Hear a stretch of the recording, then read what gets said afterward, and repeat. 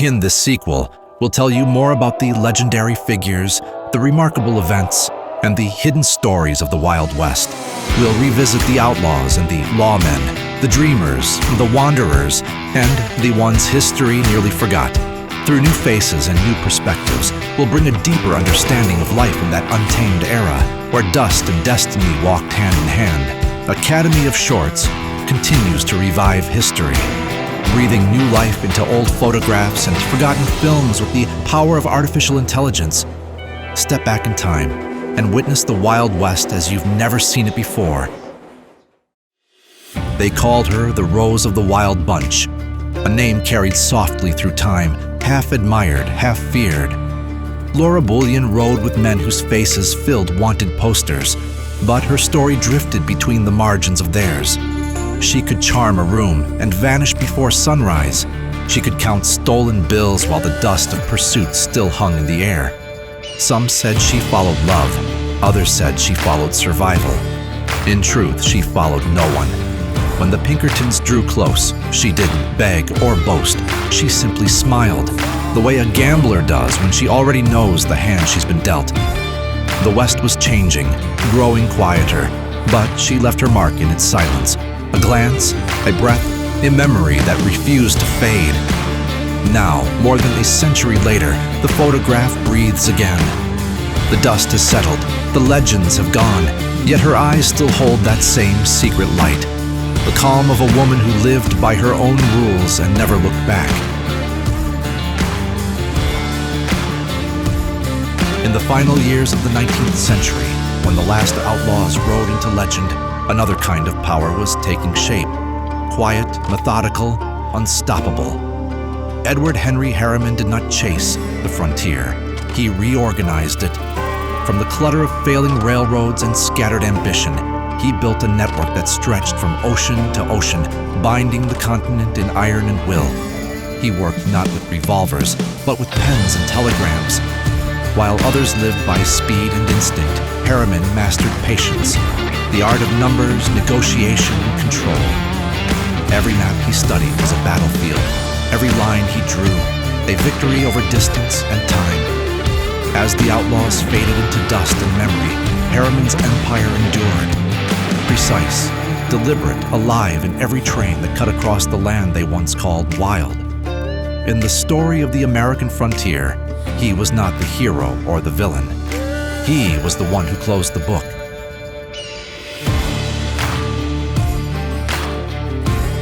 He walked in the shadow of a legend, yet carved a legacy in silence. Frank James, elder brother to Jesse, but molded from a different kind of fire. Jesse was a storm, sudden, dazzling, gone in a gun's flash. Frank was the horizon after it. Still haunting, inescapable. He was the mind behind the chaos, the steady hand in a world of quick tempers.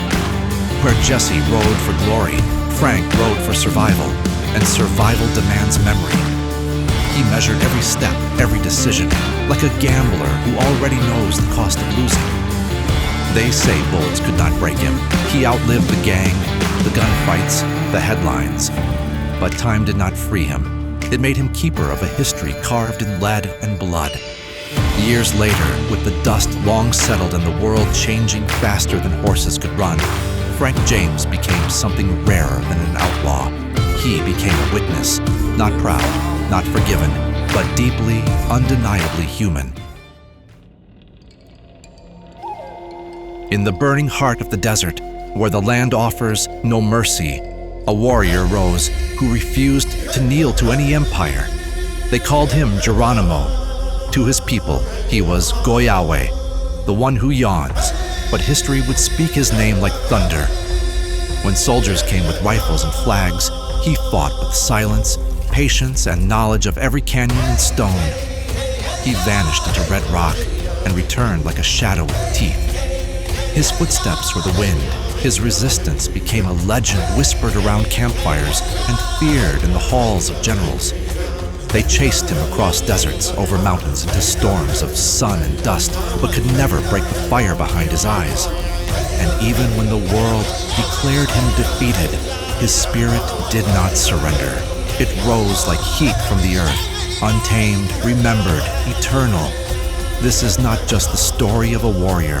This is the echo of a land that refused to be silent.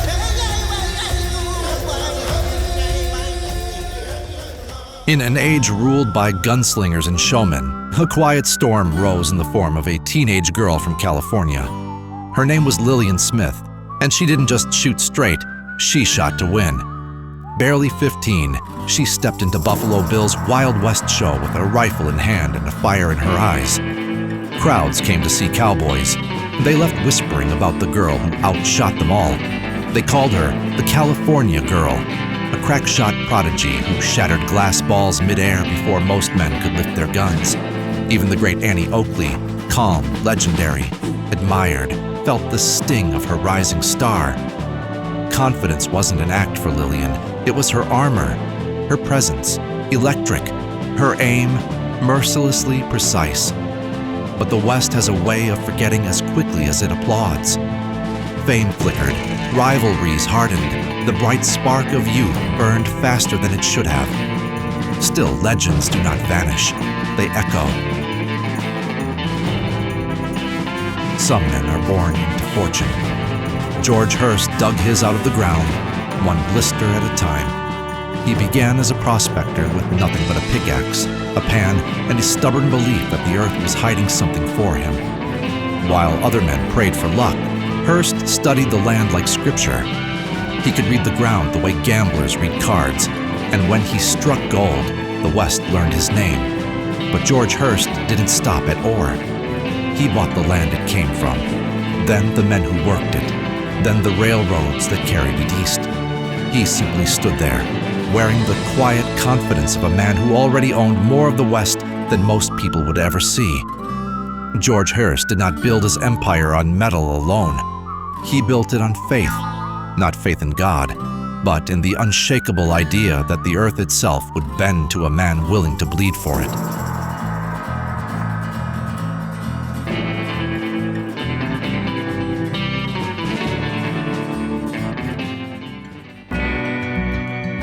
Emmett Dalton wasn't born an outlaw. He was forged into one by loyalty, blood, and the hunger for a name that would echo across the frontier. He rode alongside his brothers, chasing glory with revolvers drawn, and dreams bigger than the towns they stormed. But the West is a cruel storyteller. In Coffeyville, lead filled the streets faster than hope, and the Dalton dream was gunned down in daylight. His brothers fell, the raid collapsed, and while the world expected silence, one man kept breathing. Emmett, not as a hero, not as a victor, but as the last witness to a legend written in blood. Behind iron bars, he carried the weight of every fallen brother, every shot fired, every choice made in the name of outlaw glory. Time did not free him of the past. It merely made him its keeper. Some men die in a gunfight. He lived through one, and that made his story impossible to forget.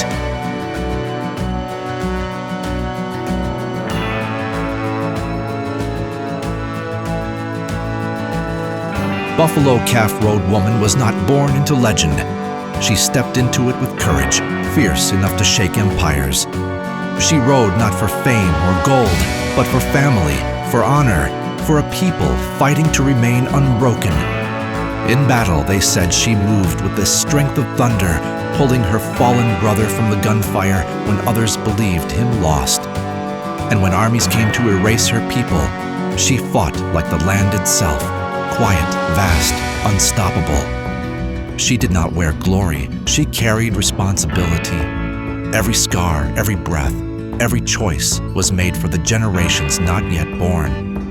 Where others sought to survive, she sought to protect, a shield forged from blood, wind, and promise. Some warriors were remembered for how they died. She is remembered for why she fought, and for the silence that followed when her enemies realized she bore the spirit of a nation that would not disappear.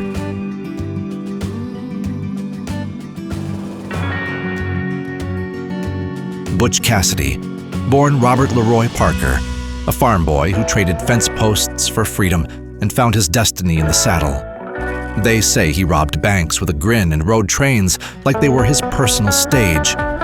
He didn't just run from the law, He danced with it, every escape a performance, every heist a signature.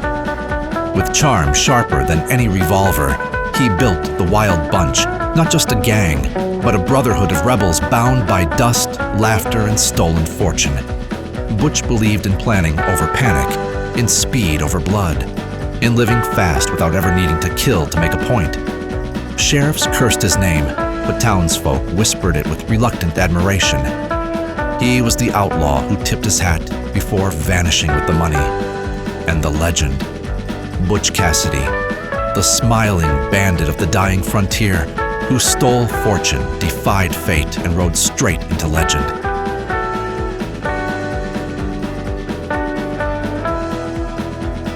They called him the Sundance Kid, a name carried by dust storms, train whistles, and whispers around dying campfires. But before the legend, he was Harry Alonzo Longabaugh, a restless drifter chasing something no map could promise.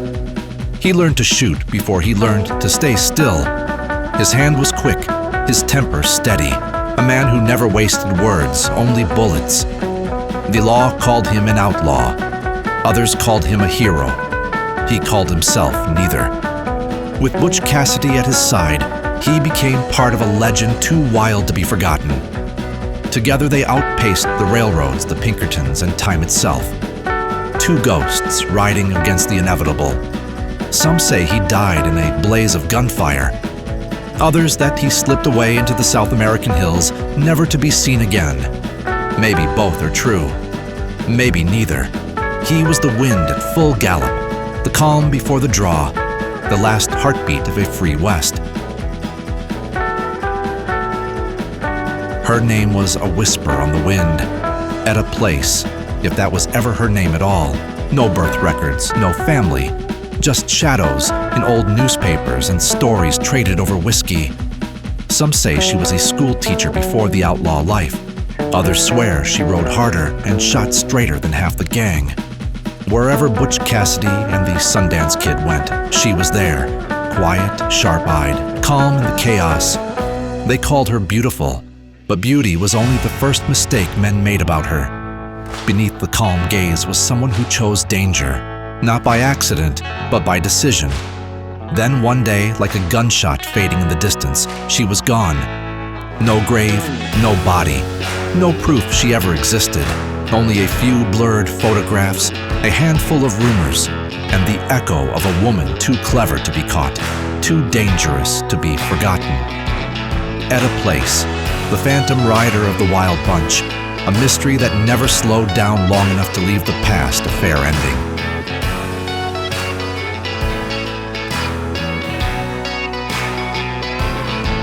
Her name was Martha Jane Canary, but the West called her Calamity. She rode with soldiers, drank with outlaws, swore like a miner, and laughed in the face of danger like it was her oldest friend. They said she was wild, reckless, impossible to tame. But when the fever hit Deadwood or bullets tore through the night, she was the one holding the wounded, the one yelling, "Get back! I'll handle this." Some saw a troublemaker, others saw a hero in buckskins riding hell-bent through gunfire to save a man's life.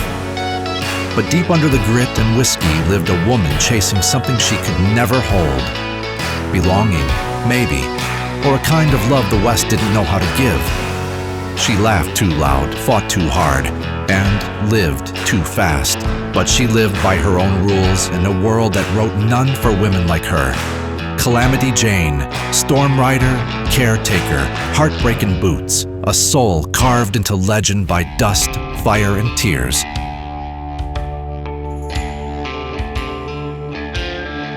Jesse James, a name whispered in fear and spoken in awe. Born in Missouri in 1847, he came of age in a land torn apart by war. While boys became men, Jesse became something else. A survivor, a gun hand, a spirit too restless to be tamed. With Frank at his side and the James Younger gang at his back, he hit banks and trains like lightning out of a clear sky. To some, he was a bandit king. To others, a southern Robin Hood, stealing not for greed, but to strike back at a nation he believed had betrayed him. He dressed sharp, rode harder than most dared, and every time he walked into a town, Gamblers held their cards tighter. Sheriffs steadied their hands. Because Jesse James did not simply live in the West. He shaped it, not just in dirt and blood, but in memory and myth. One truth remains. When the sun dips low and the railways sing with distant thunder, you can almost feel him riding again.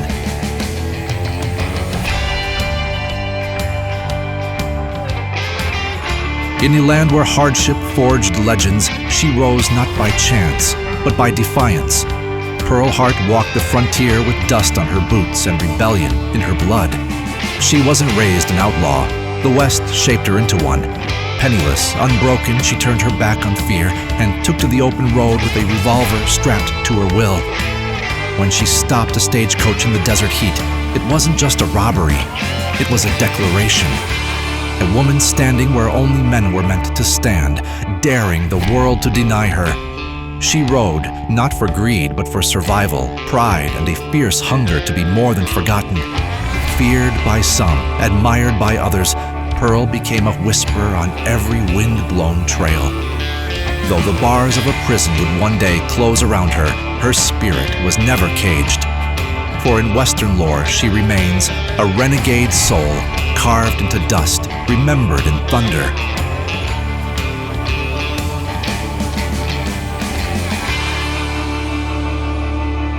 Before gunslingers etched their legends in dust and lead, a woman named Annie Oakley carved hers with a single perfect shot. She wasn't born an outlaw, she was born a marksman, a quiet storm with unshakable aim, forged in poverty and sharpened by survival. Where others saw a weapon, she saw precision, control, destiny.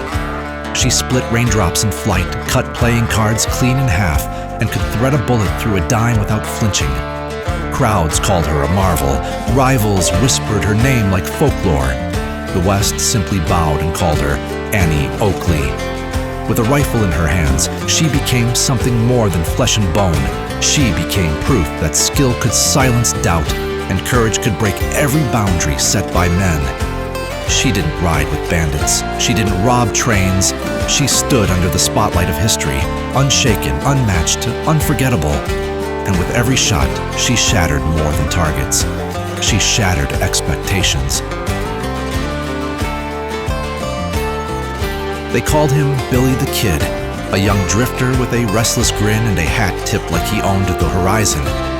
Born Henry McCarty, raised by dust, wind, and the gamble of tomorrow. Too young to settle, too bold to fade into the crowd. He rode not just across miles of desert, but through the whispers of towns that swore they saw him. A flicker at sundown, a laugh in the wind, a shadow that refused to stay still. Law followed him, stories chased him, crowds argued if he was rebel, hero, or trouble simply born too early for peace. They said he could disappear behind a doorframe faster than a name could be spoken. That he had a way of turning peril into poetry, risk into rhythm. He lived like a question no one could answer, a spark in a land of charcoal skies. Some claimed they understood him. None truly did, not remembered for how he ended, but for how he refused to stand still while the world tried to tame him.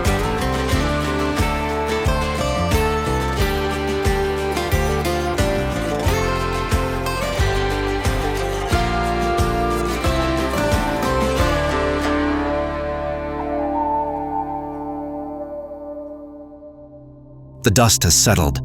These legends, from lawmen to gunslingers, from sharpshooters to outlaws, have long ridden into history.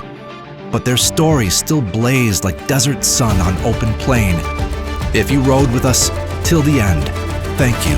If you want to keep journeying through forgotten frontiers, tales of grit, heroes, and ghosts in the dust, then saddle up with us. Hit like, subscribe, and ride on with the next legend. The West may be gone, but its spirit still rides.